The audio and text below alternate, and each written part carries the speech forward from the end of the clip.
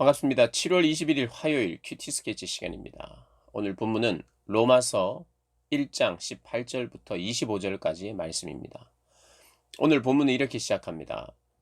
하나님의 진노가 불의로 진리를 막는 사람들의 모든 경건하지 않음과 불의에 대하여 하늘로부터 나타나나니. 오늘부터는 어제 말씀드렸던 로마서 1장 16절과 17절 말씀, 그 말씀에 대한 자세한 상술 또 설명을 이야기한다고 했는데요. 그 내용이 뭐냐 하면은 내가 복음을 부끄러워하지 아니하노니 이 복음은 모든 믿는 자에게 구원을 주시는 하나님의 능력이 됨이라. 구원을 주시는 하나님의 능력, 어떻게 구원을 주시는지를 설명해 나가는 것입니다. 17절 복음에는 하나님의 의가 나타나서 믿음으로 믿음에 이르게 하나니. 그래요. 이 복음은 하나님의 의로우심, 특별히 약속의 신실하신 그 하나님의 그 구원, 그 구원에 대한 이야기가 이제 소개되는 거죠. 그 소개를 시작하는데 뭐 쉽게 말하면 복음을 이제 소개합니다. 복음, 복된 소식을 소개하는데 첫 번째로 설명하는 것이 무엇이냐? 하나님이 화가 나 계신다. 이렇게 시작을 하는 거예요. 하나님의 화, 하나님의 진노. 복음을 설명하고 복음의 핵심 안에는 하나님의 진노가 전제되지 않으면 이 복음은 설명될 수가 없습니다. 하나님이 화를 내고 계신다. 너무 화가 나셨다. 왜 화가 나셨느냐? 그것을 아는 거예요. 그래 현재 하나님의 진노 아래 있다는 것에 대한 철저한 자각이 없이는 구원의 필요를 못 느끼고 예수님의 필요를 못 느끼는 거죠. 그래서 이제 사도는 하나님이 화가 나 있습니다. 하나님이 진노하고 계십니다. 이 진노는 현재에도 진노를 내리고 계실 뿐만 아니라 미래에 그러니까 하나님의 진노가 완전히 끝나는 그때가 이제 완전한 심판이 있을 때에 하나님의 진노는 이제 완전히 막을 내리죠. 그 진노를 막으신 분이 계신데 그 막으신 분이 예수님이고 그 예수님이 어떠한 방식으로 막으시고 우리를 구원하셨는지를 이제 소개하는 것입니다. 그래서 이 하나님의 진노는 현재적이면서 동시에 미래적이라는 걸 우리가 생각하면서 우리가 본문을 살피면 좋겠어요. 화가 나 계신다. 그리고 그 진노를 어 지금 진노 아래 우리는 놓여 있다. 이것을 자각해야 합니다.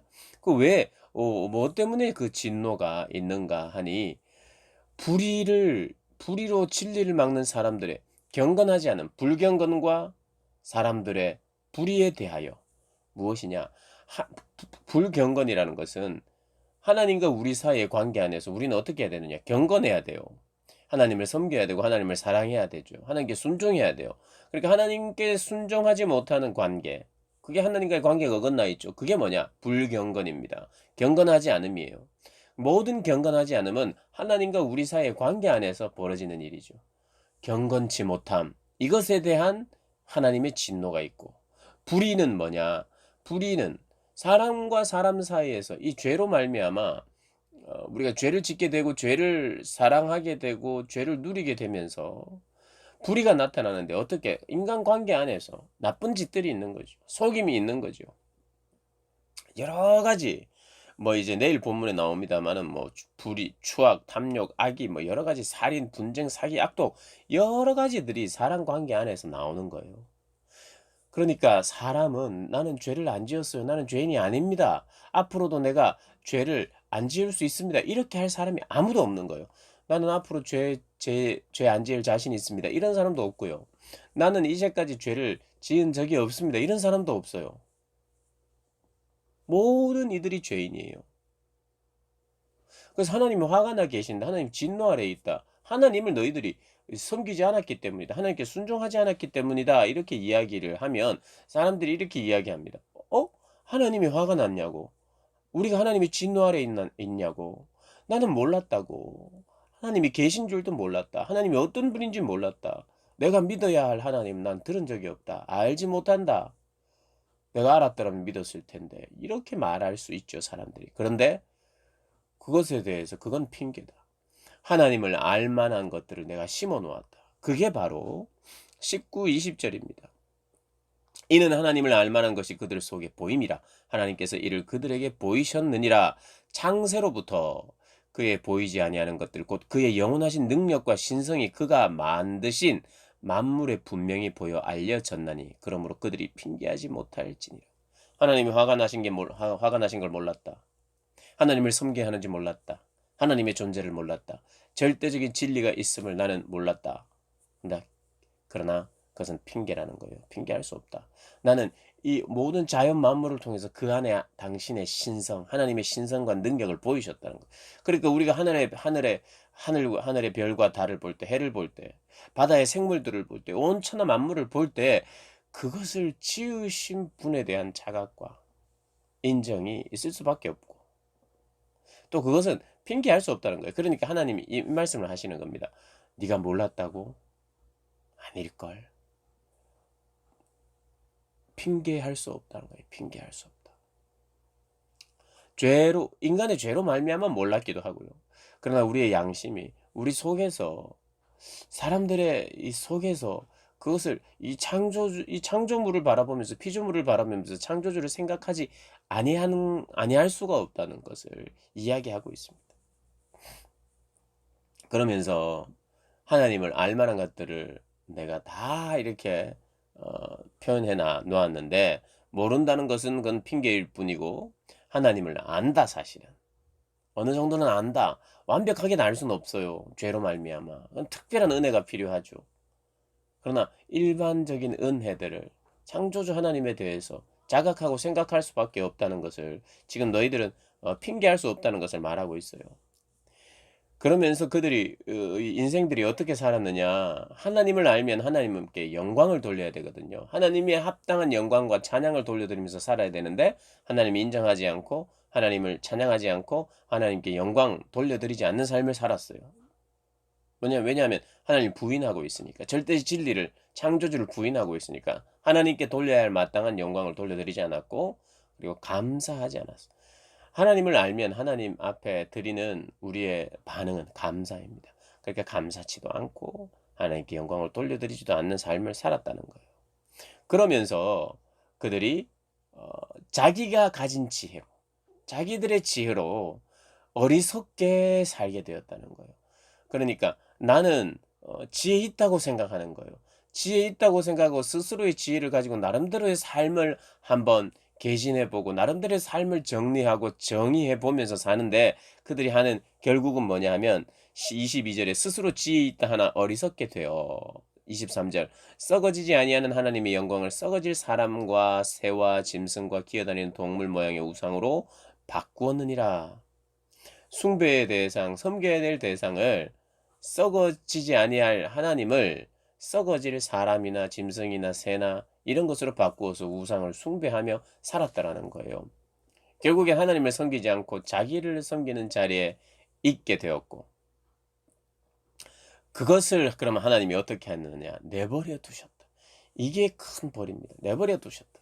그러나 하나님은 내버려 두셨다는 것은 두 가지 의미예요. 하나는 이게 징계로 파멸하는 겁니다. 그냥 죄인은 가만히 놔둬 버리면 파멸하게 되어 있어요. 죄가 죄를 낳고 결국에는 서로가 죽이고 또 서로가 함께 공존할 수 없는 그러한 내버려 두면 하나님이 그냥 자멸입니다, 자멸. 그런데 하나님이 하나님의 어떤 선에서 그것들을 제어하시면서 그 완전하게 쏟아질 그 진노를 하나님께서 예수 그리스도에게 다 진노를 퍼부으시면서 이제 남아 있는 우리의 인생 역사의 마지막 예수님이 오실 때까지 우리에게 계속해서 기회를 주시면서 또 하나님이 내버려 두시면서 동시에 어느 정도 하나님의 선에서 하나님이 강권적으로 역사하시는 역사들 안에 우리가 있는 거예요. 그냥 가만히 하나님이 손 놔 버리시면 그냥 자멸합니다. 그러나 붙들어 주시고 계시죠. 마지막 때에 마지막 심판 전까지 하나님 붙들어 주십니다. 그러면서도 또 내버려 두시고 그 안에서 돌아올 수 있도록 기회도 주시는 거예요.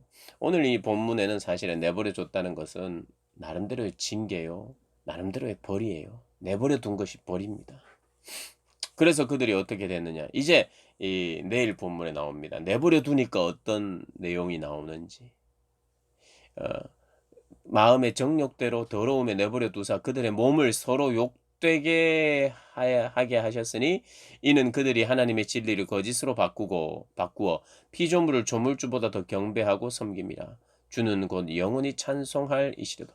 영원히 찬송할 이실 그 주님을 썩어질 것으로 바꾸면서 또 경배 받으셔야 할 조물주보다 피조물을 더 경배하고 섬기는 자리까지 갔다는 것이죠. 하나님을 섬기지 않고 사람을 섬기고 사람을 좋아하고 또 하나님을 사랑하고 섬기지 않고 돈을 사랑하고 또 섬기는 자리까지 지금은 오는 것입니다.